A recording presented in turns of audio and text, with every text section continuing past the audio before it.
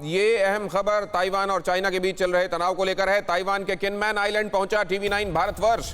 किनमैन island पर पहला हमला कर सकता है चीन, क्योंकि ताइवान से ताल्लुक रखने वाला ये आइलैंड चाइना मेनलैंड के बेहद करीब है। PLA किनमैन पहुंची तो हो सकता है न्यूक्लियर अटैक भी। किनमैन आइलैंड पर चीन ताइवान में 3 बार जंग हो चुकी है। किनमैन आइलैंड पर ड्रोन भेजकर चीन करता है जासूसी, और ऐसा एक ड्रोन हाल ही में स्पॉट भी किया गया है। मनीष झा हमारे संवाददाता इस बारे में और ज्यादा जानकारी दे रहे हैं। किनमैन आइलैंड वो पहुंच चुके हैं। TV9 भारतवर्ष इस वक्त किनमैन आइलैंड पर है, जो ताइवान से ताल्लुक रखता है, लेकिन चाइना इस पर हक जताता रहा है। और यहां आपको मनीष झा दिखाई दे रहे हैं किनमैन आइलैंड से। यहां पहुंचने के बाद आपको वस्तुस्थिति क्या नजर आ रही है मनीष? यहां तो ड्रोन देखा भी गया जिसको अपेरेंटली वहां पर लोग पत्थर मारकर नीचे गिरा देने की कोशिश कर रहे थे। बिल्कुल दिनेश, देखिए इस समय TV9 भारतवर्ष की टीम दक्षिण चीन सागर में स्थित उस किनमैन आइलैंड पर है, जिसे लेकर चीन और ताइवान के बीच 3 जंग हो चुकी है। और इस समय भी जब चीन और ताइवान का तनाव चरम पर है, तो यही कहा जाता है कि PLA का सबसे बड़ा अटैक, सबसे पहला अटैक यहीं पर होगा।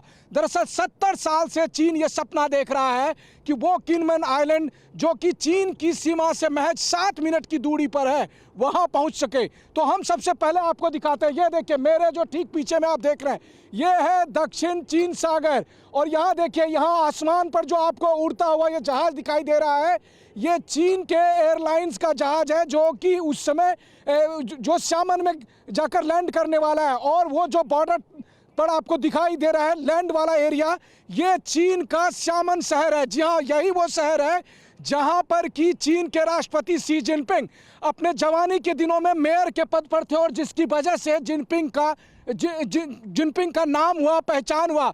और तब से जिनपिंग लगातार सपना देख रहे थे कि कब वो किनमैन आइलैंड पर पहुंचेंगे। दिनेश, यहाँ पर हम आपको दिखाते हैं वो जगह जहां पर कि सबूत मौजूद है चीन और ताइवान के जंग का। ये देखिए, ये जो आप पुरानी तोप देख रहे हैं, दरअसल चीन और ताइवान के बीच जब दूसरी बार जंग हुई थी, जिसे सेकंड ताइवान स्टेट क्राइसिस कहा जाता है, उस समय के मौजूदा इस तोप को देखिए।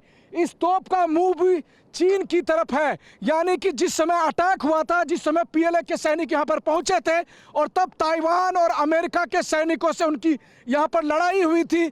और इसी लड़ाई में ताइवान और अमेरिका ने मिलकर चीन के 31 फाइटर जेट को गिरा दिया था, उसके युद्धपोत को यहीं साउथ चाइना सी में डुबो दिया था। लेकिन उसमें अमेरिका के भी 2 बड़े सीनियर अधिकारी, सैन्य अधिकारी शहीद हुए थे। तो ये एक सबूत हम आपको दिखा रहे हैं। वहीं दक्षिण चीन सागर के हिस्से में आप देखेंगे तो कई सारे वॉरशिप आपको दिखाई देंगे, जो ताइवान के वॉरशिप लगातार निगरानी कर रहे हैं, ताकि अगर PLA की कोई भी नापाक हरकत हो तो उसे तुरंत पकड़ा जा सके। और इसी जगह पर चीन ने जासूसी की भी कोशिश की थी, और यहाँ पर लगातार वो ड्रोन भेजता था। लेकिन आपने बिल्कुल सही कहा, ये ड्रोन इतना करीब यहाँ पर जैसे ही आया तो यहाँ के लोग, और एक और अहम तस्वीरें आपको दिखा रहे हैं जो चीन और ताइवान की लड़ाई का सबसे बड़ा प्रतीक है। और साथ ही साथ ये देखिए, हम आपको दिखाने जा रहे हैं अब वो जगह जिसे ताइवान ने अपनी रक्षा के लिए, अपनी डिफेंस के लिए बना रखा था। और इसके ठीक उस पार ताइवान और अमेरिका के सैनिक मौजूद थे। वहीं दूसरी तरफ जब PLA के सैनिक आए तो उस समय लगातार गोलीबारी हुई थी, और उस गोलीबारी का चरम यहाँ तक पहुँचा। ये देखिए, ये जो हिस्सा आप देख रहे हैं, ये किनमैन आइलैंड का एक प्रतीक बन गया है। ये प्रतीक है कि ताइवान ने चीन के खिलाफ किस तरह की लड़ाई की है। ये मोटे मोटे जो आप लोहे के खंभे देख रहे हैं, इसे कील कहना तो सही नहीं होगा, लेकिन कील की तरह कहीं बना हुआ है। ये पूरे कोस्टल एरिया में इस तरह से बना हुआ है। और इसके पीछे का पर्पस ये था कि जिस समय चीन के सैनिक यहाँ पहुँचे, उसके जहाज यहाँ पर पहुँचे, तो इन लोहे के मोटे मोटे खंभे जैसे कील से टकरा कर उसे नुकसान हो सके, उसके लिए ये बनाया गया था। इसमें जंग लग गई है, लेकिन चीन और तनाव के बीच जो चीन और ताइवान का जो तनाव है, वो इस समय के साथ और ज़्यादा चरम हो गया। तो इस जगह से TV9 की टीम आपको दिखा रही है कि देखिए, चीन और ताइवान का जो तनाव है, उसमें कितने कम दूरी से कभी भी कुछ हो सकता है। हम आपको बता दें कि 90 के दशक में जब तीसरा ताइवान स्टेट क्राइसिस हुआ, तो अमेरिका ने कहा कि अगर इस जगह पर PLA के सैनिक पहुँचे तो हम न्यूक्लियर अटैक करेंगे। और आज की भी तारीख में अमेरिका ने ये घोषणा कर रखी है कि अगर समंदर के उस पार से चीन के सैनिक इस जगह पर पहुंच जाते हैं तो वैसी स्थिति में फिर हम न्यूक्लियर अटैक से भी नहीं हिचकिचाएंगे।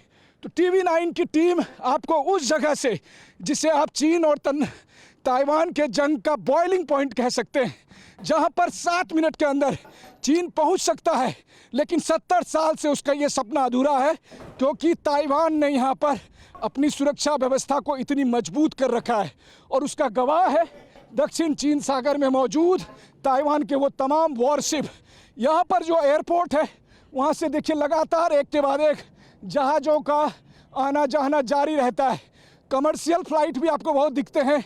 इस समय मैं ताइवान की राजधानी ताइपे से जब यहाँ पहुँचा तो इसी तरह की फ़्लाइट से पहुँचा और यहाँ पर अक्सर आपको जो फाइटर जेट हैं वो भी उड़ान भरते हुए दिखेंगे और साथ ही साथ वॉरशिप लगातार निगरानी करते हुए देखेगी। ये सबसे बड़ी बात यह है कि पिछले हफ्ते चीन ने जासूसी के लिए यहाँ पर ड्रोन भेजा था ताकि वो पता कर सके कि यहाँ पर कितनी सुरक्षा व्यवस्था ताइवान की तरफ से भी मौजूद है, लेकिन लोगों ने ही उस ड्रोन को मारकर गिरा दिया।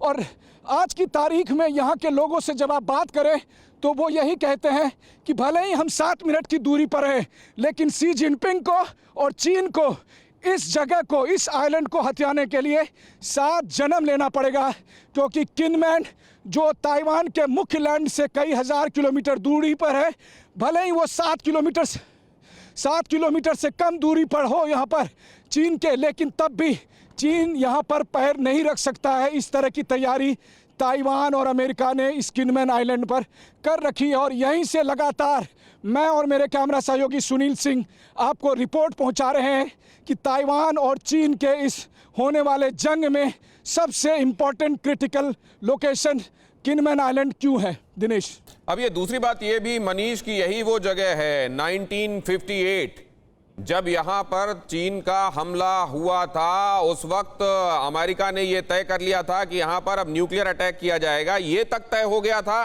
कि शंघाई को भी वहां भी टैक्टिकल हमला बोला जा सकता है, लेकिन बताया जाता है कि उसके बाद वहां प्रेसिडेंट ने परमिशन नहीं दी थी।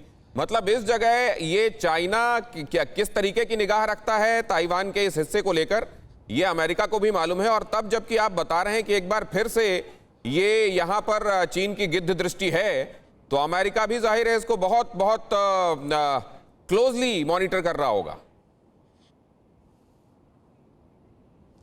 जी हाँ, बिल्कुल। देखिए, TV9 भारतवर्ष की टीम इस जगह पर इसीलिए पहुंची है क्योंकि ना सिर्फ अमेरिका बल्कि पूरी दुनिया को, मतलब भारत को भी इस जगह पर नज़र लगाए हुए है, क्योंकि सबको पता है कि जिस दिन चीनी सैनिक, PLA के सैनिक इस जगह पर पहुंचेंगे उस दिन दुनिया में महाविनाश होगा। और इसकी वजह है कि इसका एक इतिहास है। हमने अपने रिपोर्ट में भी आपको दिखाया कि इस जगह पर चीन और ताइवान के बीच जिस जंग का आप रेफरेंस दे रहे हैं, जिसे सेकेंड ताइवान स्टेट क्राइसिस कहा जाता है, 1958 में लगातार उस तरफ से गोलियां चल रही थी, शामन की तरफ से गोलियां चल रही थी और इधर ताइवान और अमेरिकी सैनिक मौजूद थे। उसमें ताइवानी सैनिक भी मारे गए, अमेरिका के भी सैनिक मारे गए। और मुझे लगता है कि द्वितीय विश्व युद्ध के बाद शायद ये कुछ उन जगहों में से शामिल है जहां पर अमेरिका के सैनिक किसी तीसरे देश की रक्षा के लिए मारे गए थे। और उस समय तनाव इतना चरम पर पहुंच गया था कि अमेरिका ने कहा कि अगर इस जगह पर गोलीबारी नहीं रोकी चीन ने,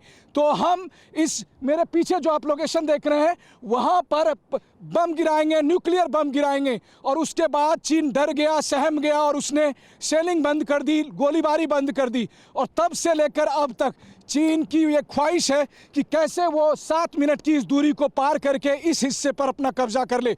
लेकिन ताइवान चीन के इस नियत को समझता है और इसीलिए ताइवान लगातार इस जगह पर अपनी निगरानी को इतना मजबूत करके रखा है कि चाहकर भी चीन किनमैन आइलैंड के इस हिस्से पर धमक ना सके।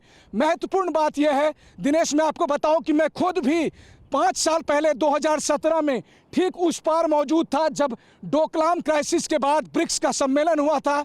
प्रधानमंत्री मोदी आए थे, हम लोग रिपोर्टिंग के लिए उस पार मौजूद थे, दक्षिण चीन सागर के उस पार।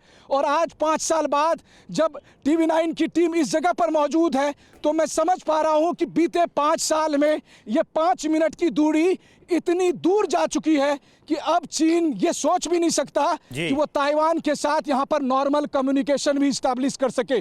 चीन ने ये चालाकी की थी जब उसने प्रपोज किया था कि वहां से लेकर यहाँ तक एक ब्रिज बना देते हैं ताकि चीन और किनमेन के लोग आते जाते रहे, लेकिन ताइवान ने उससे ठुकरा दिया था। तो आप सोचिए कि कितना कम दूरी है चीन के उस बॉर्डर से और यहाँ पर, कि सिर्फ 5 मिनट के अंदर या 5 से 7 मिनट में चीन के सैनिक यहाँ आ सकते हैं, लेकिन इसके बावजूद ताइवान इसकी पूरी तरह से रक्षा करने में समर्थ है। जी ठीक दिनेश। है मनीष, जानकारी के लिए आपका बहुत बहुत धन्यवाद।